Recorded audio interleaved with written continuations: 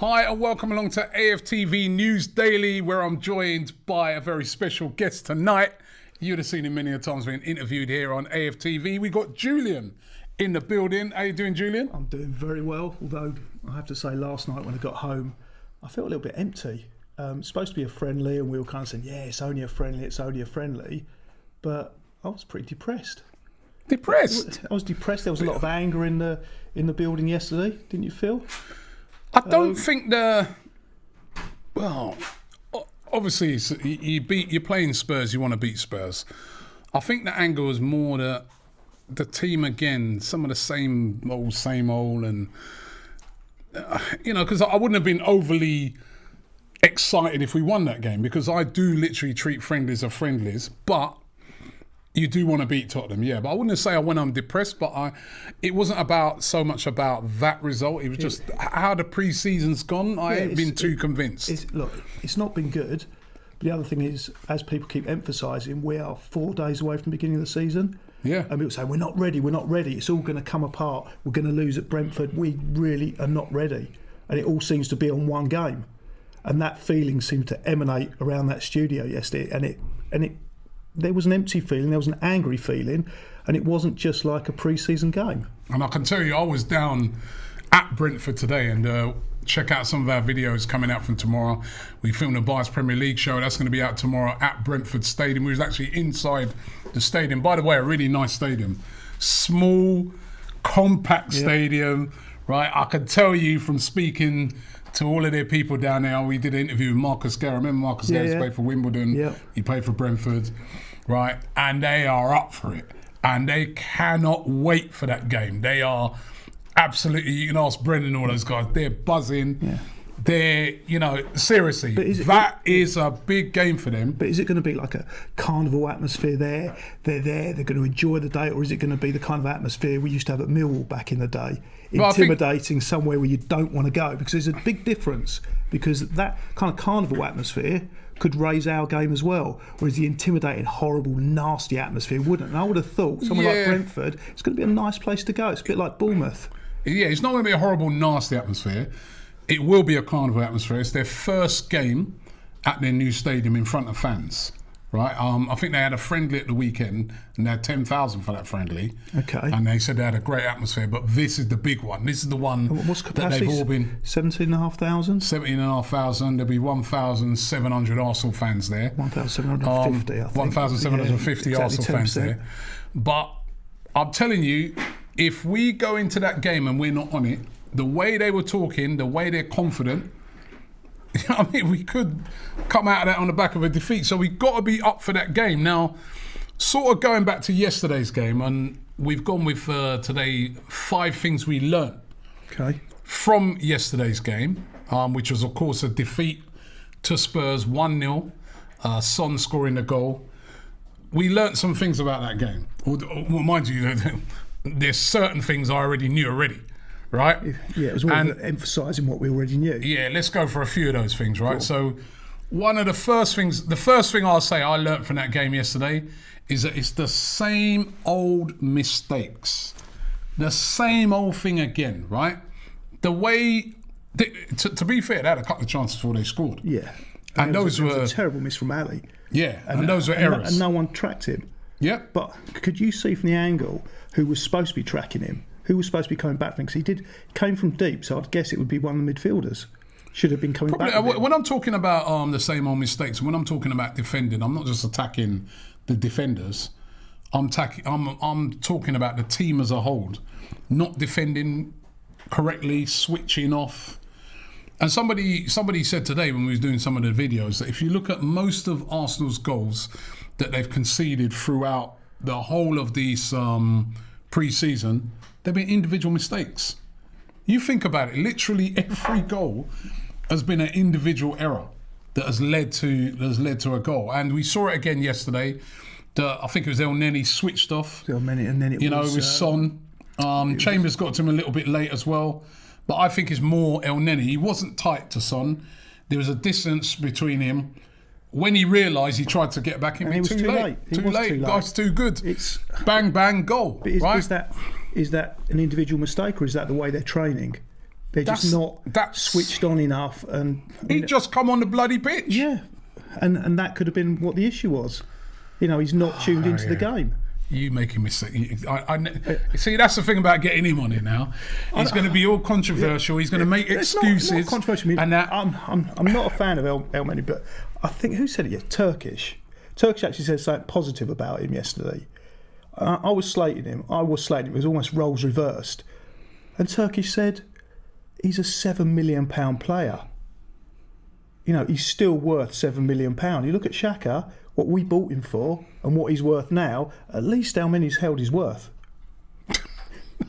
He wasn't great to begin with. He's held his worth. Well, I understand it from that point of view. Yeah, we bought a mediocre player, and that's what we got. But that's part of the problem. It is. He is an average player. He's an average player. And at times he can do a job. At times. Yeah, he's a squad player, can come in and, he didn't start the game, but he can't start for me against Brentford. No, but then I think we've got our answer of who can start. All right. Second thing that I learnt in the game is that Sambi Lokonga is ready to start a game. Absolutely agree. Like the look of him since we bought him. And again yesterday I thought he was really, really good, comfortable on the ball, played some nice passes, got tackles in, just all round. I was really impressed with him. And for me, he starts against Brentford. Yeah. I know Partey's out. For me, it's him and Xhaka. Yeah, but then the criticism came in, he's too young, we're relying on kids. He's good enough. He's 21 years old. 21, yeah. He's 21. He's good enough. So, to me, 21... He's not like he's a kid. No, he's not coming in. He's not 16. But then you think about some of our great players. Fabregas, how old was he when he came into the team? No one said he's too young. Wilshere actually had his best years when he was sort of a teenager. He got worse as he got older. Some of them peak early. Michael Owen. You think about that great Michael Owen goal. He was 17, 18. Yeah, true. He got worse. Sometimes it's roles reversed. They don't necessarily be the best at 28. Look at Xhaka. He's got worse. Has he? I don't know. He's your rock in midfield. So you described him. I would rather have him starting in that game on Friday night rather than El-Neni. Yeah. Because to me he's a better player and he offers more. Not that he's the answer either, but he offers more. But Sambi Lokonga was a real positive for me. I really liked his performance. That's a couple of games now where he's looked good, he's looked strong, he's looked composed. He didn't look phased. I know it's only a friendly, but he's in front of at the Tottenham Stadium in front of their fans. So I liked him. Did you like that? So you're happy for him to start? Absolutely, I've been happy with all the signings. Okay. The third thing I learned, but just before we get into that, we've got a super chat here from AT Football. He says both Lokonga and White brought something refreshing. They look like they play incisive forward passes as opposed to the same old side-to-side football. Very true. Yeah. So very good point. Very good point. Yeah. Very good point. So he is changing things. Yeah. He's bringing these new players in. So far, so good. What? Who's?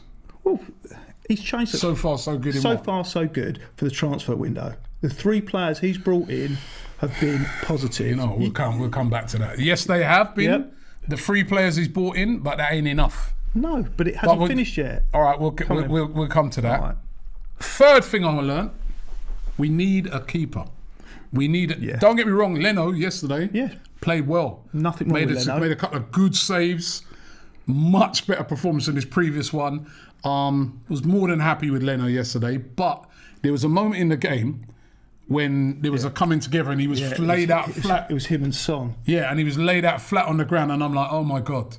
Yeah, that's it. Oh my God, if this guy's out, we're done for. Yeah. We're done for against Brentford. It's that close. There's no. Yeah, because look, you have a mistake from an outfield player, it can lead to a goal. Can. You get a mistake from the goalkeeper, it does lead to a goal. That's the difference. For me, it is the most important position on the pitch because there's no give. Absolutely no give. Why haven't we done it yet? Why haven't we signed a backup keeper? The transfer window's been open since the start of June. Yeah. Right? That's over 2 months. Yeah. And we still haven't signed. Yeah. It's not You're not signing Messi, are you? No. You're not signing Lukaku or Harry Kane. It's a backup goalkeeper. I mean, to me, we had Matt Ryan. Who I thought was perfectly good. There's nothing wrong with him. He was fine. I thought he could push Leno for a first-team place. Let him go, right? And we haven't brought in a backup. Why? You're telling me the transfer window's going great. No. How's that great? On that one, we will probably get away with it because the chances of a goalkeeper get away with it. Yeah, that's what I'm saying. Yesterday we nearly found that we couldn't. Will probably get away with it, but there's a chance that we won't. Because I mean, the goalkeeper is the least likely to get injured. Is that how you run your business? We'll probably do this, and we'll probably do that. I know you well, and I know you're a guy. You're a stickler for planning and getting things right. You don't say, okay, so I should buy a ticket to go to the airport because I've got a meeting abroad, but you know what? I'll wait until I get to the airport because I'll probably get a ticket. Do you do that? Do you do that? No. Well then, and if if I was running the transfer policy, and I said yesterday, the first player that I would get in will be a backup goalkeeper. So where is he? That's primary for me. You're telling me the windows that they've done well in the window up to now. Since with the 3 June. Players they've brought in, I've been happy. With those 3 players, I've been happy. I am concerned about the backup goalkeeper because it relies on luck. Now, chances are we'll get away with it, but we can't rely on chance because if he gets injured, then that's a massive, massive problem. 100%. Fourth thing, Aubameyang. He's been terrible in pre-season. He's not firing at all. I mean, do you start him? Do you start him in the game against Brentford? Because I'm telling you, he's looking poor. He's looking poor. But who do we play instead of him at the moment? Well, you could play Lacazette, you could play Saka out wide. Well, at the moment you had Lacazette, on one wing. You had Lacazette and Aubameyang playing together. If it was a choice out of Aubameyang and Lacazette, I'd have Lacazette. I mean, the one I'm really looking forward to seeing is Martinelli. But he's not available at the moment. I mean, how long before he gets back? Probably after the international break. Do you know what? Somebody was saying that he's actually back. He actually has come straight back to training. I heard that rumour today. I don't know if it's true or not. Let's hope it is true. He's just obviously he was at the Olympics. Okay. Won a gold medal with Brazil. But then remember, even before any pre-season thing, he wasn't even getting played anyway last year. So but I'm worried about Aubameyang because. No goal in pre-season. There's 6 games, no goals. Yeah, but it's not just... Look, if it was just about pre-season, I wouldn't be so concerned. But this is pre-season plus last season. Yeah. Now, you can say there was circumstances that created poor form, the malaria, the personal issues. But, take them out. That was a very, very bad season. And that's been followed by a bad pre-season. And he's getting older. He is getting older. Is he going to get better or is he going to get worse? Yeah, I mean, it's not great at the moment, and we need his goals. We need his goals if we're to do well this season. We need him to really turn up and score like 20 goals. And at the moment, I know it's still early days, but like you said, following on from last season as well, at the moment, it's not looking great at all, you know what I mean? Because he didn't get a sniff yesterday, did he? Look, he didn't get a sniff, but he's still getting into positions, he's still trying. But then again, looking at the positives, maybe Arteta will be forced to play Martinelli. He'll be forced into it. And that's the player I want us to build our team around. I'm really looking forward to seeing him starting, not just one-off games, but consistently. I think he could be a legend at Arsenal. I really do. I mean, do you remember that goal he scored at Chelsea? No, I can't. I'll never forget that goal. Beautiful. Absolutely beautiful. It was class. The fifth thing we learned, we ain't ready. We're still not ready for the start of this new season. Yet again, another year, we are not ready. Okay. To me, as I said, was at Brentford today. Marcus Gale, who I was talking to, he goes, "Oh yeah, we're ready, Robbie." He goes, "Those players, they're prime. They can't wait." Did you get that impression looking at our guys? I don't think we're ready for Friday yet. We've still got a few days to go. I love how you. I love you because you're always positive. I like that. I like that. I like positivity still. Look, we're not playing tonight. We have got a few days to go. However, I don't want us to base our transfer business around the first 3 games of the season. I want us to base our transfer business around the long term. You know, too many times, too many managers have had the selfish view of, I want to get the result to keep my job. Whereas the difference is, it kind of reminds me of a conversation I had with Dave the gardener. He said to me, we're always, in our lifetime, we might have several girlfriends, we might even have more than one wife, but we're only ever going to have one football team. And for us, we're still going to be here in 20, 30 years' time, hopefully. But Arteta's not. So I don't want to see a manager that's going to come in and just buy players for the first 3 games because he's just thinking short term about his job. I want to see him buy players for the future because we're going to be here still. Yeah, but it's still... I hear what you're saying, but being prepared, though. Yeah, why not have the majority of those players in before the season starts? You yourself have said, right, that your positives are the 3 signings that we've made. Yeah, right. That's not just the only positive I feel, but yeah, but they brought a freshness to the team. Yeah? Absolutely, and all 3. So that tells you already. Signings. So that already tells you, right, that it's just that positivity and freshness that they bring to the whole thing. So why not get the position sorted out early? Okay. So that can follow through early into the season, so that when you're going into the game against Brentford, you're buzzing, you know what I mean? You're like, we got these new players and they're looking good in pre-season, they look ready, and that in turn lifts the players that are already there as well, because they're like, I'm looking forward to playing with Ben White. Yeah. I really am. Can't wait. I'm looking forward to being that midfield with Sambi Lokonga. But, there's areas that we still haven't sorted out. We haven't sorted out the creative midfield. We haven't sorted out the goalkeeper, as we just said. Yep. Right back. Okay. Why? It's frustrating. All right, well, to answer that, like in a parallel universe, Abramovich would have bought Arsenal back in whatever it was, 2003, 2004. And we could just go out and buy exactly who we want. Here we go. It's true. We got money, haven't we? No, we ain't skint, are we? We're not skint, but the way Arsenal is run is we buy, we sell. We're self-sufficient. The way Chelsea and Man City are run are, you need a player, here's 50 million, here's 100 million, here's 200 million. Actually, and then we get back to the real world, and the answer to why haven't we done it earlier is because we're trying to get a deal. And in the next few weeks, things will hot up, and the deals will start happening. But we might have lost 2 games by now. We might have lost 3. But for me, it's not about losing 3 games. It's about the long term. And I'm more interested in the long term than I am about 3 games. Okay, we'll come back to you. Adienka says, big up Julian. Arteta is just stubborn. He's forcing his formation with the wrong personnel.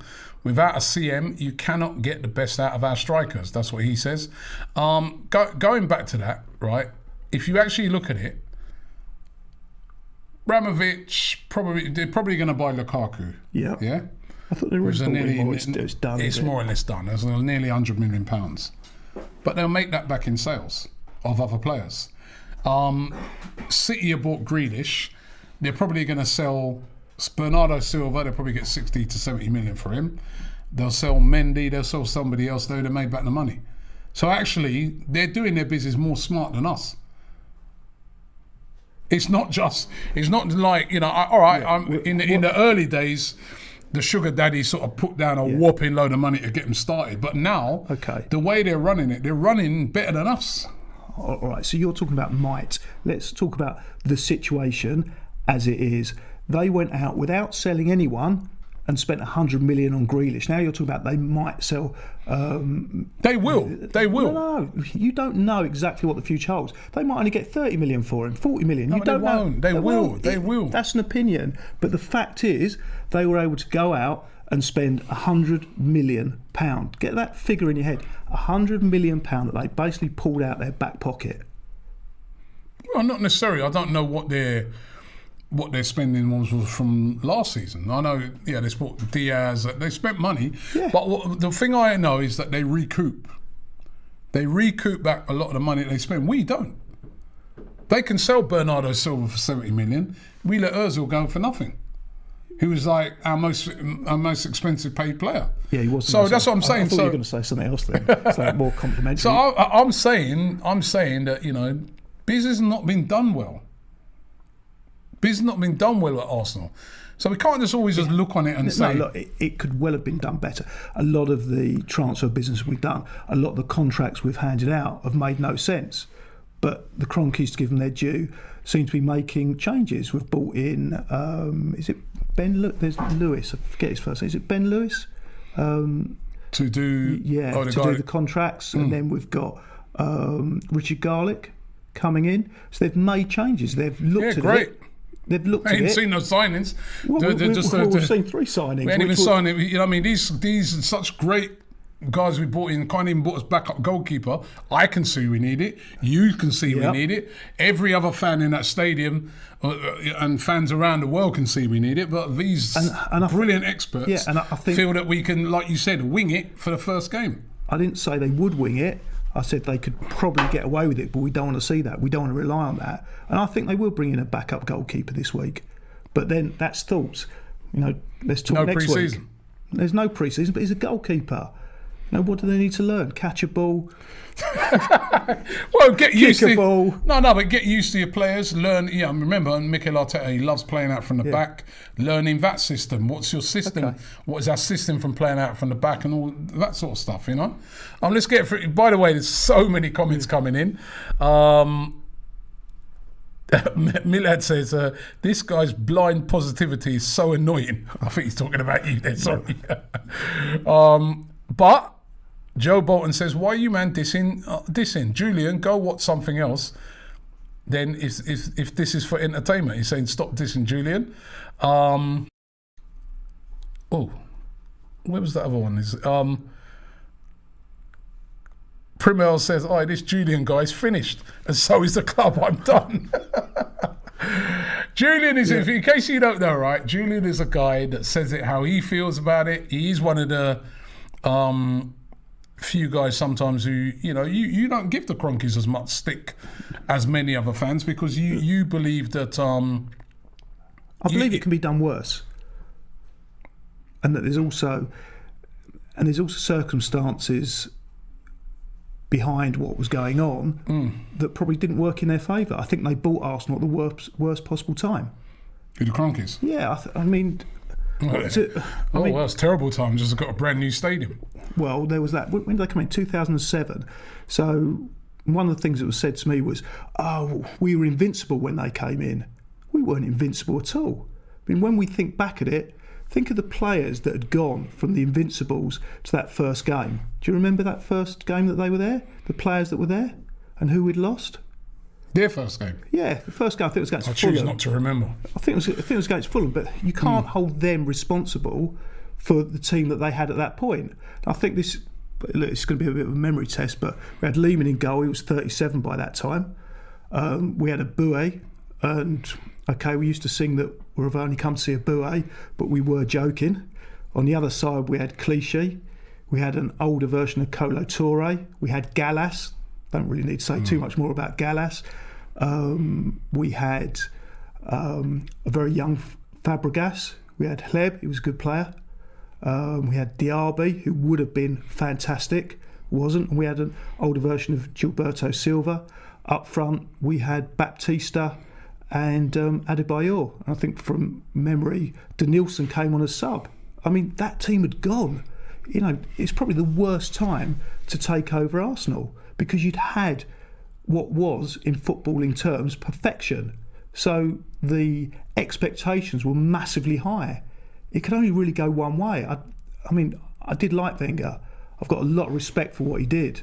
But he pulled that Invincible team apart within one season, almost like that close season. We lost so many fabulous players. I think from a footballing perspective, they couldn't have come in at a worse time. Okay. Shreshev says, how does long-term matter to us? Simply put, the coach he says, the coach needs to have the team ready before the season is ready. Why not? Wasn't Aouar our priority last year? Yeah, he was. He was. Or he was our second priority because we had a choice out of Partey and Aouar, and we went for Partey. Because Aouar was more expensive. Okay. Must be a reason why it's halved in value. It's available now for like 25 million. Yeah. And we still haven't moved for him. And I'm kind of torn with Aouar. I've heard a lot of very, very complimentary things about him. And I've heard one report that frightened me, that likened him to Ozil. I remember you wasn't the biggest fan of Ozil. No, I wasn't. And for me, it's all about a team. And I don't think Ozil kind of was a team player. I want to see a team. I mean, we watched the Leicester game at the weekend. I watched it because I wanted to see Maddison. But Maddison didn't stand out for me particularly. And that wasn't because I didn't think Maddison played well. But what really got to me was that was a team. All the Leicester players were great, but they complemented each other. And I think we kind of get hung up with individual players. Whereas the great Arsenal teams, the great footballing teams, were exactly that. They were teams, not individuals. Talking about that,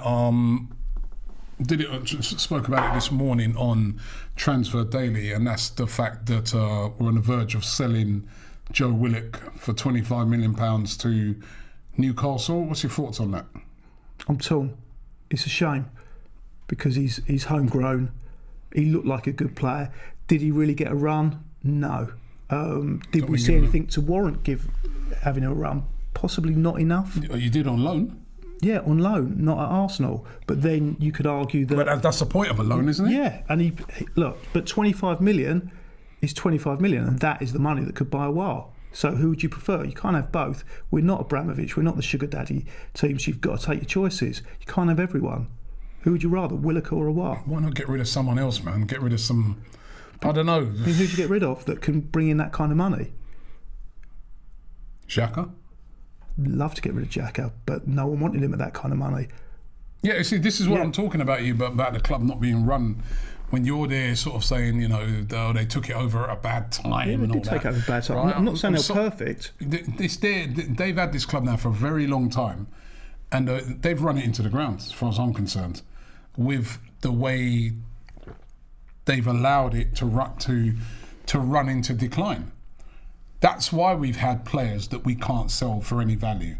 And now we're having to sell Willock. You send a player out on loan to, go out on loan, mate, do well, show us what you can do. If you can perform well, we'll bring you back. The guy scored 8 goals, I think, in 12 or 13 games. Yeah. Helped to keep Newcastle up in the division. He's done everything he can possibly do out on that loan move. He did. Has come back. From what I understand, from people that I know there, they said that he loves Arsenal, desperately wanted to now become a regular in the first team, and now we're selling him to Newcastle. For £25 million. £25 million, which is... It will only be a good sell for me if that £25 million is used quickly. Yeah, quickly. Quickly to bring in a Aouar, or to use towards getting Maddison, or to bring in somebody who's going to play in, or a right back or something. But if it's not... Yeah, look, if it goes in Kroenke's back pocket, I'll be with you with the placards. Who's to say it won't go into his back pocket? I'm not saying that he's pocketing everything in his back pocket, but I'm just saying that I'm not with you with this excuse about, he bought it at the wrong time and stuff like that. He's had it for a long time, and he ain't done nothing with it. I just... Honestly... Well, then, look, the other thing you dismissed yesterday, but you were angry at the time, was when I made the point that he's only really had 100% control since 2018. And since 2018, the spending has gone up, the investment's gone up. No, but again, I don't agree with you on that, Julian. Yeah, we were having a little back and forth about that one yesterday, because whilst he didn't own 100% of the club, he had the controlling interest. He owned the most, the Usmanov was there. All Usmanov had was shares. But he didn't have no control over the club. He absolutely had no control. Right. So who had control? Who had control over the club? He had control, but he didn't have 100% ownership. No, but who had control? And if I had a business and I had a partner that I wanted to get rid of, I wouldn't invest. I'm just trying to put myself in his shoes. No, but if you've got control, you control the business. It's your business. You control the business with 100%. He still had the threat. And look, so all he was thinking about was his margin. Yeah, he was. But then I've always said he's a businessman, and I'm not saying that. Yeah, well, we need an owner. We want an owner. Of course. Just like you said, you watched the Leicester game. Yeah. Right. We need an owner like that who actually cares about the club that he owns, and not somebody who just cares about the margin. Because basically, and actually, I've never really thought about it like that before, but you're probably right. He probably thought to himself, yeah, Usmanov's there. If I'm successful with this club, right, the value's going to go up and he's going to get a bigger chunk. Yeah. Well, that's what I mean. I don't want someone like that running my club. It's not what we want. What we want, if we're going to be honest, I mean, we can talk all about the principles of football. I mean, most of you were totally against the European Super League because it was against the principles of football. Most of you? Well, you're not against it? I wasn't totally against it, no. What? I wasn't totally against it. I saw the rational thought process behind it because I'm an Arsenal fan. Hold on, I'm coming back to you. Let me just do a couple of super chat. Tom Miller says, happy birthday, Willian. And he says Lukaku. And Explicit says, Julian is right. Arsenal's become a team full of individuals and it's sad to see that, to be honest. Now, let's get back to this and your defence of the Super League. I've got to hear this. Come on. Okay, so this is why I was against the Super League. You're against it? No. Are you for it? No, I was against it, but I tried to have a balanced view. All right. So against it, I understood. It took competition away from football. Now, for me, I would love to go back to the 80s, the 90s. That's what I grew up with. I loved football then. I think we've lost football how it was. Remember we were at the Arsenal-Chelsea game the other day, and I forget his name, begins with the right back for Chelsea, Zuber, terrible with his name. Yeah. And he screamed. Yeah. And I said, oh God, he's broke his leg. And you said, no, he hasn't, he's pretending. Yeah, that's it. He's broke his leg. It's a terrible challenge. And 1 minute later, the guy was up. I'd never heard, but you see them diving around, but I'd never heard them screaming before. I mean, to me, football's lost. Football's absolutely lost. And I thought, the European Super League, the concept is unfair, but so much about football now is unfair. And we seem to tolerate it because ultimately we're not football fans, we're Arsenal fans. So I remember the Villarreal game last year. The goal we scored, I think Saka dived for a penalty. And what did we say? We cheered. We were happy. We didn't care that he cheated. Because that's what he did. He cheated. I didn't care. I was happy. He won a penalty. Didn't actually. He cheated. Football has gone anyway. I think about one of the greatest moments at Highbury. For me, it was the game against Wigan, the last game at Highbury. There was many, many reasons why that was a great game. But for me, the best bit about that was a dodgy lasagna in Docklands. Because I'm an Arsenal fan, I'm not a football fan. If we want to be fair, that game should have been replayed. Would you have supported that? No. No. Would I support that? No. But if you're looking for fair, then we should have let them replay that game. So the European Super League wasn't fair, but it was good for Arsenal. It was amazing for Tottenham. I mean, a team that hasn't won the league since '61, they're invited in. So as an Arsenal fan, I can understand it would have been good for us, but it wasn't fair. It wasn't fair. Okay. You've okay. All right, I'll give you that. You've explained it. Okay, thank you. Yasavagi says the whole self-sufficient model is very deceiving in my opinion. It makes no sense if we're making it self-sufficient for the owners. Not quite sure what he means by that. I think he wants what we all want, and I'll admit to it. We want a sugar daddy. I mean, however much I want fair play, I don't really. I want an Abramovich to come and buy us. That's the owner I really want. Yeah, but you were just having a go at him. No, I was having a go because I'm jealous. Of course I want him. I'm a hypocrite. But at least I admit to it. It's not fair, but I want a bit of that. Utsav says, Robbie, please let's have a show with Julian and Turkish. Now we've had that show, I think. Yeah, a fight might break out. No, he's bigger than me. No.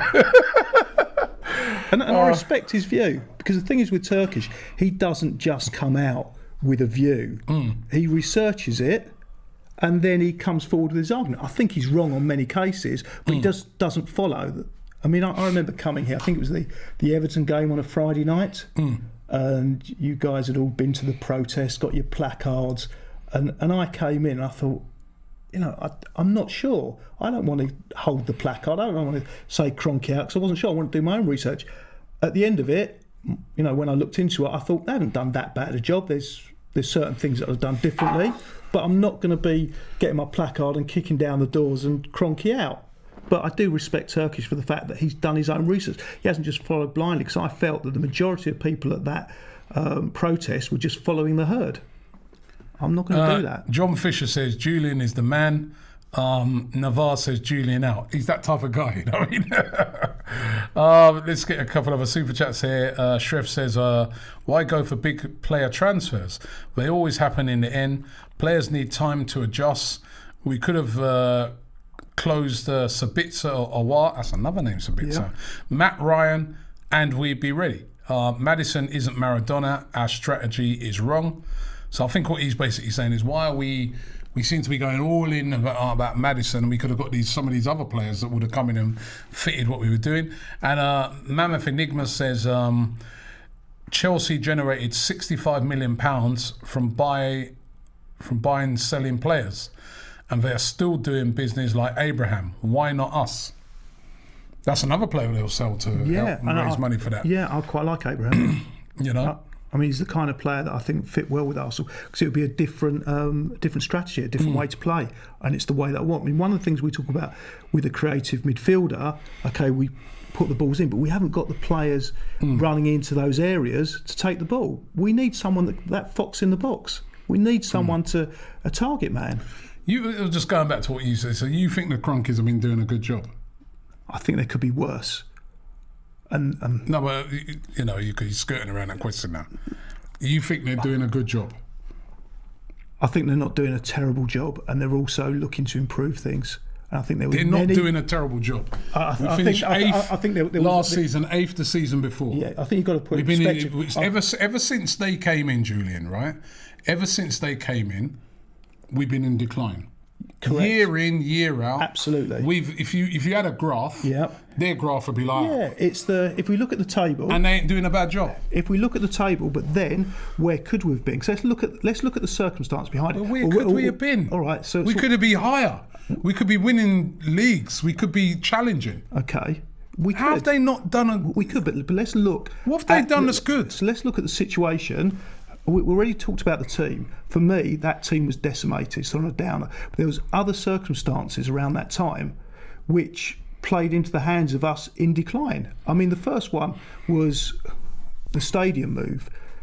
No one could have predicted that at that time property prices would go through the floor, and that was the time we needed to raise money from the flats at Highbury. The other thing was they came in at exactly the time when the sugar daddies came in. I think the Man City guys came in around 2009, 2010. Abramovich was already there. How do you compete? I mean, Wenger saw it. How can you compete with that? Now, one thing they did do, at the time, we criticised the fact, he's going for fourth place. You look at that team back at 2007 and what Arsenal was doing. He actually overachieved. So if he overachieved and we're basing it on the team, then the Kroenkes overachieved. How about you sit down and you say to yourself, right, you know what, the model that we had in place that we thought was going to work, things have changed now because of the sugar daddies. Things have changed massively. Things have changed now because, right? So you rethink your strategy. Yeah. And that strategy might mean that you're going to have to put a bit of your own cash into it, right? Which is something that he ain't really done. No, he hasn't. Up until, I think, there's been rumours that recently he has. He put money into the Partey deal, and he also personally underwrote the Pepe deal if they needed to. So you've got a safety net. But it's taken him how many 13 years to do that? Why? Their model was broken. They could see that, and it was going into decline, but they were happy because they were getting into the top four. So it's all like what you said about the Super League. They're at the top table and they're getting that big amount of money, right? Based off of the name of Arsenal. Correct. Not because of anything they've done. They're just cashing in on the name of Arsenal, and they had a manager who was able to get them into the top four year in, year out.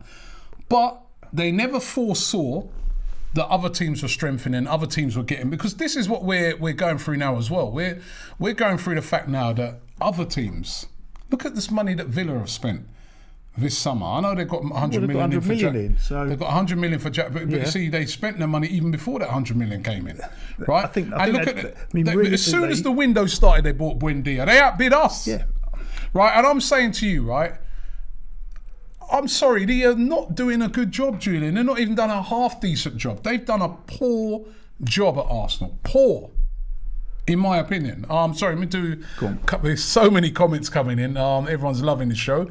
Shrishev, we did that one already. This one, KD says, Julian, come on, haven't you done anything? You've not addressed our problems. And Arteta being too stubborn in wanting players he wants. But Maddison coming wouldn't make a difference if we don't address the other areas. Well, I think you can't. I already said I agreed with that. Yeah, you can't, you know. I mean, I totally agree with that comment because we need to sort the front out. But I'm hoping that Martinelli is given the chance and he will be that man. Lomprey says Arsene Wenger did not overachieve. The other teams were not good enough. There was no Leicester, Everton, Villa, Wolves to compete with. Everyone is spending well except for us, and those teams have caught up on us. Julian. They have. This is what we're finding out now. They're catching up.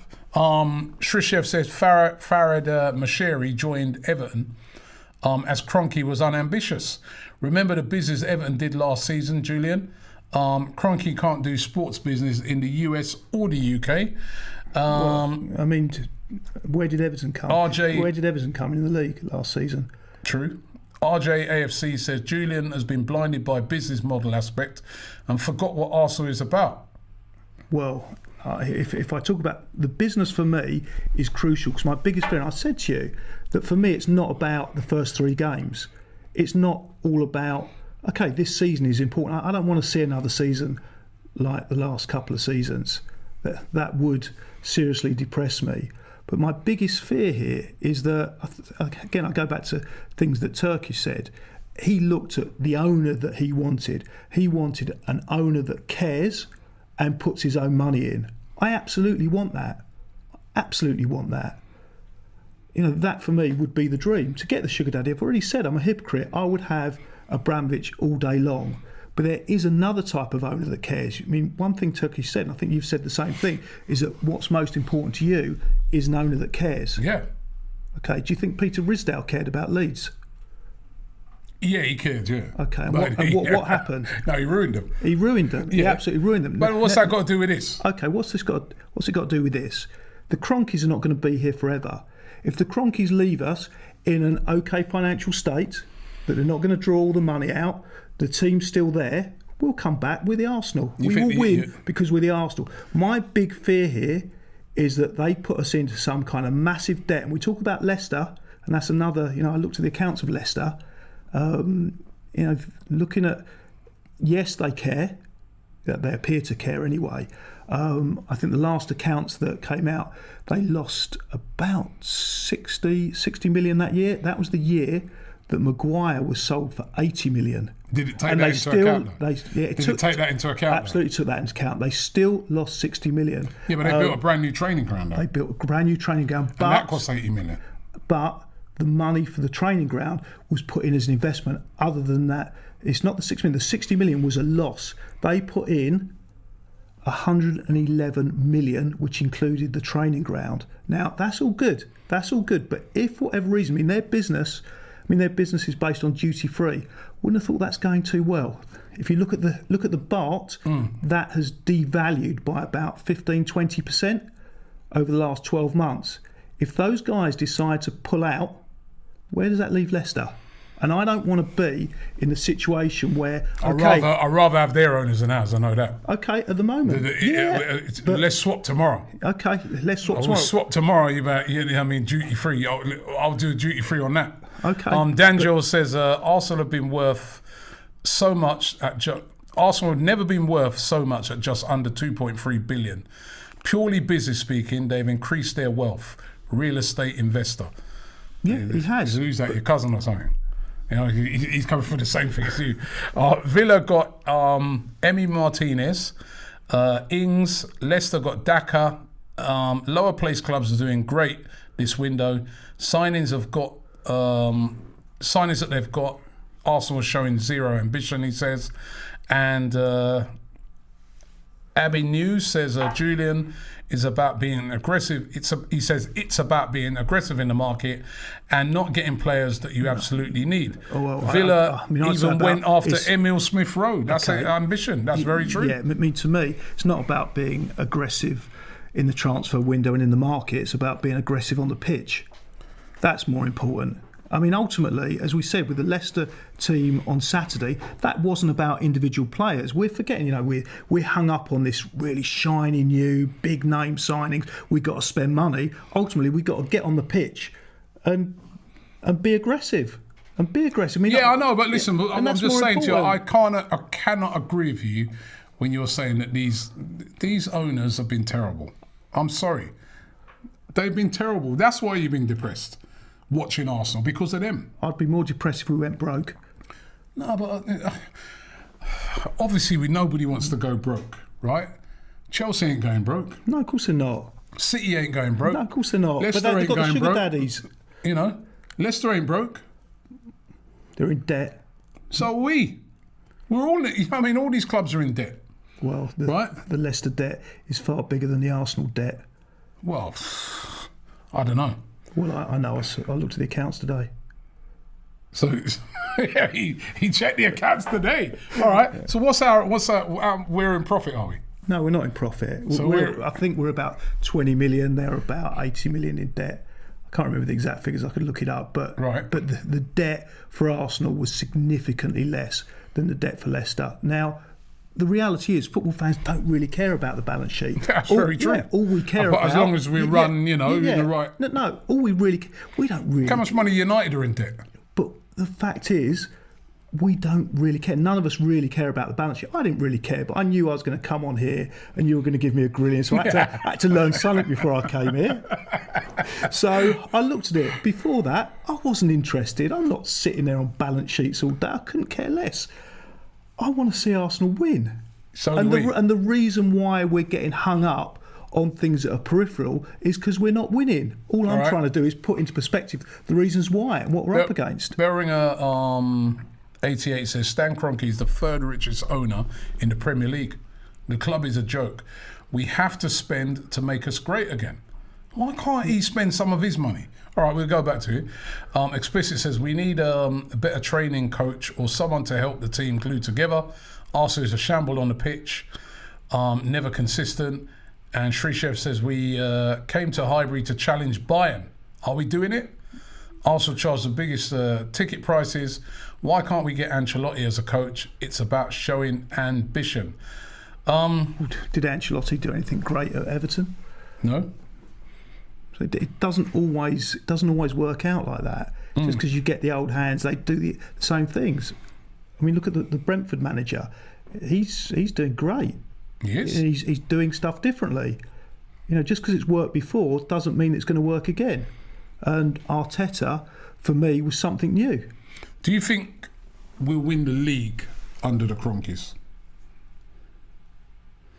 That depends more on the other teams. I think in the present situation where the Kroenkes are running it as a business, and City and Chelsea are just bankrolled. I mean, in effect, they're not. I don't think you can keep saying that. I don't think you can keep saying that now because they're balancing their books now, aren't they? Look. I think if Kroenke just comes out, they've had an injection to get them to where they are, and now they're balancing up their books better than us.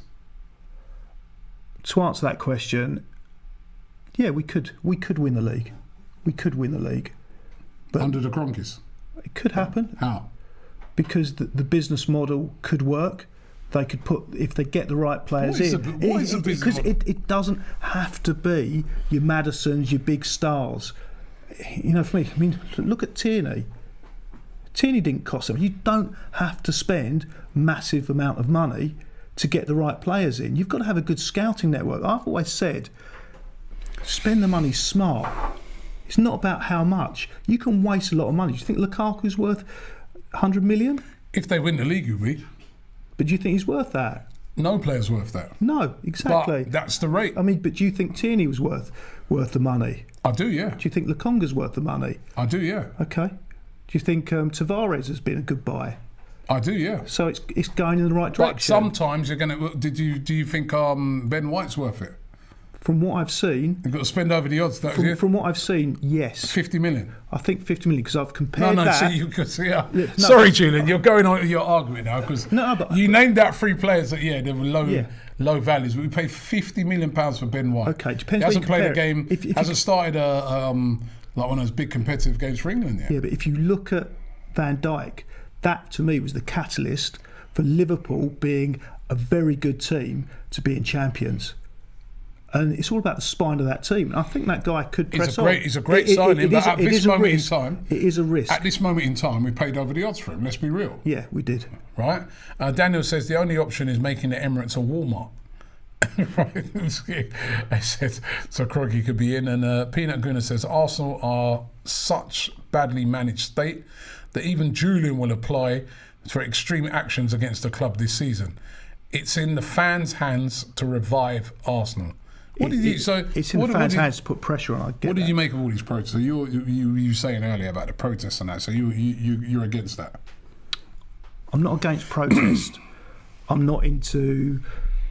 I don't think placards and a few people shouting obscenities outside the ground is going to have an effect. Again, I go back to some of the sensible things that Turkey said. If you really care that much, you hit them where it hurts. You stop spending the money. But it's very, very difficult. Very difficult. I mean, ultimately, we're addicts. It's true. We're addicts. It's true. I mean, I've never thought, I'm not an alcoholic, I'm not a drug addict, but I'm an Arsenal addict. If you said... It's the same. Yeah, but I mean, if you said to me... You're going to feel pain. Yeah, if you said to me... You feel a little high like that, and then you just like... Yeah, it's like... however bad it was. I mean, what did Lee say the other day? Oh, I'm never going again. Did you hear that rant? Well, I think you came down, it was off air. He was going ballistic. I was hiding. He was like screaming, oh, I'm never, ever going again. I just whispered to him, yes, you are. You'll be there next week. I remember, God rest his soul, Claude, when he was alive, he used to tell me that every week. Yeah. I ain't coming back, Robbie. You never see me again. Never. But ultimately... The next week, first person there, I'm like, you told me you weren't coming back. Yeah, but you can't do it. However bad it gets, as long as I don't go bust, we're there. If we get into the championship, we're there. I mean, so what's been the hot topic of conversation between you and I for the last week? How are we going to get tickets for Brentford? It's like integral to our lives. We have to, we want to be there. Shresev says, balance sheet wants stability, but would you rather go for Arteta than Ancelotti? Business model wants to spend 70 or 50 million on one player rather than 3 for the same price. Julian, you contradict yourself.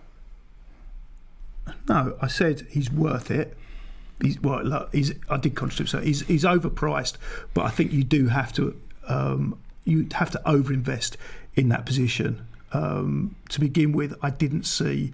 I thought it was a waste of money, but the more I found out about the guy, the more I supported it, the more it made sense. I think the big thing for me was, at half time at Wembley in that semi-final when we were talking to the Brighton fans. Remember what they were saying? Yeah, they were bigging him up. Yeah, they were bigging him up massively. And they were season ticket holders at Brighton. They watched every game. And they really bigged him up. And the way they described it, I thought, yeah, I see the sense here. So you do, look, I hate spending money, but at times in the Premier League, in the current situation, there is no way around it. All I'm saying, let's be clever. Let's not waste it on 350 grand a week on Ozil. This guy makes a point that you was making, false manager. He says, Robbie, 25 million on Tierney, 25 million on Gabriel, 30 million on Max Aarons, 20 million on Awar, 30 million on Bissouma, Maddison plus White costs the same. Yeah. So you can buy a load of players for, you can do. I think Maddison. But Mohammed says we have to invest. We have to invest, but we have to invest smart.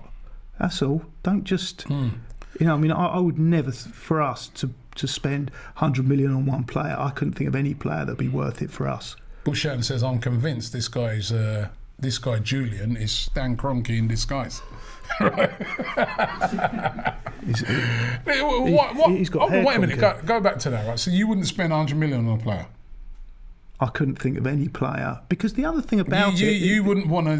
Messi has become, obviously he's available now. Yeah, right? but we wouldn't have to spend 100 million. If Stan Kroenke turned out around tomorrow and said, all right, we're going to get Messi in on and we're going to meet his £600,000 a week wages. Okay.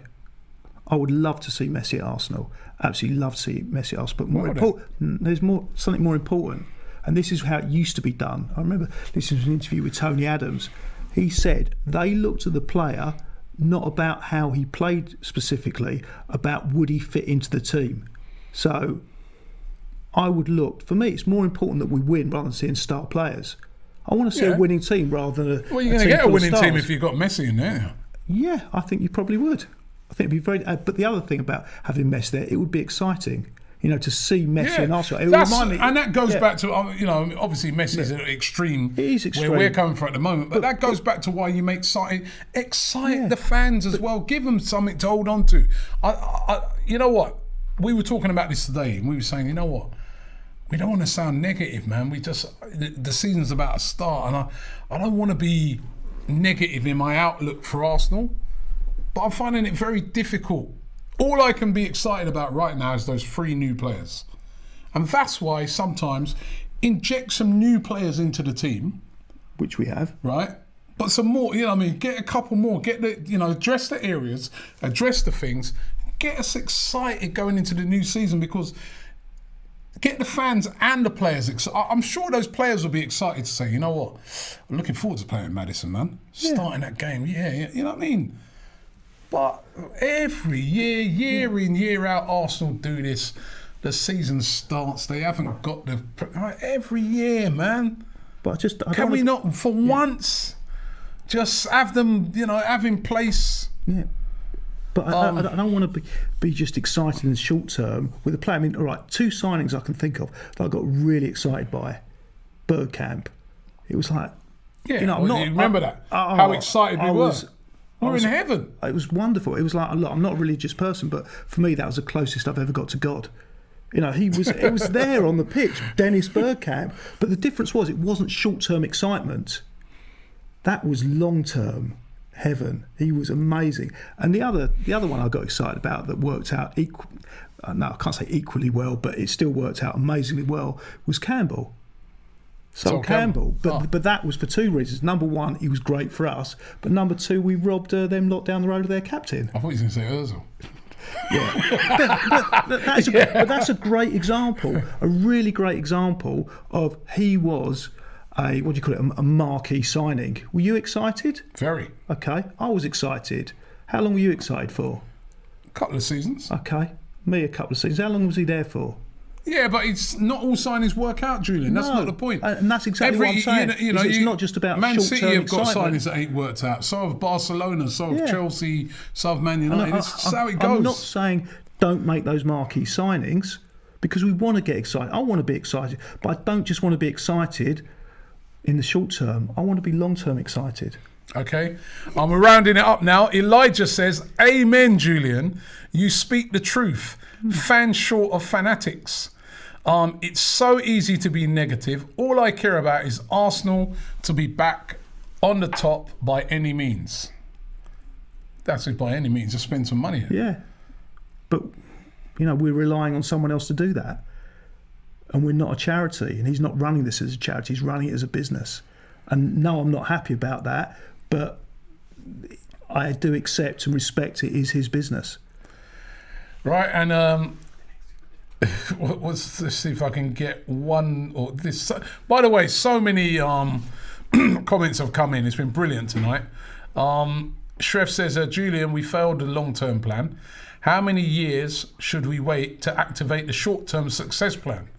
So what is the short? I would love the short-term. I guess he's on about spending big money. All right. By the way, and Willian's back in training. I forgot to mention that Willian's back in training. That was another one that was very short. That was very short-term excitement. There was that a lot of about people 5 minutes till he started playing. There's a lot of people saying yesterday that actually he was on the verge of leaving, but it doesn't look like that. Can't get no one to buy him. No, not at those wages. Again, great business by the Cronkies. No, bad business. Well, that was bad business. I'm not. It's under their watch, Julian. Yeah, it's under their watch. And I'm not saying they've been great. I'm saying it could have been worse, and there's other circumstances around it when they took over. that have contributed to our decline. And I know you've been studying the books. This guy B says we nearly have $1 billion in assets and 302 million in debt. We have loads to spend. 45 million net spend so far. Perfect. Then we're not going to be at Leeds, are we? Wouldn't it be nice to spend a bit of that money? Yeah, we have spent a lot of that money, and I think we'll spend more of that money. I think, look, how many weeks to go? What's the date today? 9th, isn't it? So we've got 3 weeks to go. Yeah, but the season starts on the Friday. season starts Friday. I'm not interested in the short. Well, look, I am interested in short term. I will be depressed if they lose on Friday. I'll be humiliated if they lose to Chelsea. I'll be slightly disappointed, but expecting it to lose to City. But for me, it will be at the end of the season. Where are we? Josh says, Julian's saying about the protests. Since the protests, the Glazers have pulled their thumb out, got fans involved, bought the players that they needed. They even repainted the stadium. Kroenkes gave us Arsenal Queens. Well, they've also given us Ben White. They have. I'd rather Ben White, younger. All right, so let's just, before we go, let's get your prediction for Friday, Brentford. I think it'd be a draw. It'd be 1-0. Do you know what? Despite me maybe sounding a bit negative, I actually think we're going to win. I think I'm going to go. I said to Brentford guys today, it was actually decent away from home last season. I can't see us losing. I just don't want to be over positive. Yeah, that's true. I'll go 2-1. Yeah. Listen, thank you very much for watching the show tonight. I want to thank you, Julian. Always brilliant to have him on, because it's not just his opinions are his opinions. He doesn't care about. I do care. Going with the. But you're never in a popularity contest, are you? No, but I'd like to be popular. You like to be popular. Doesn't often happen. No, we all want to be loved. Bigging up the Kroenkes, I'm not too sure if you're going to be. You're going to be the most loved person. No, I love you. You know I love you, man. But no, it's always a pleasure to have you on. Always value your opinions. Trust me. I love the way you've done that research on Leicester. You know what I mean? I haven't worked for 3 days, but I looked at the books. Love that. But no, thank you very much. Thank you to all of you guys for getting involved in the show today. Don't forget, of course, we are back in action not even on the weekend, on Friday. The game that kicks it off is Arsenal visiting Brentford. I was down at their stadium today. Thanks to the guys from Brentford. It was great. Got some great videos coming out building up to that game, so make sure you check that out. And of course, we'll be back tomorrow with News Daily, and I'll be back in the morning with Transfer Daily, and I'll be giving you an update on what's happening with Willock and all the other transfers. So thank you very much for watching the show, and I'll see you tomorrow.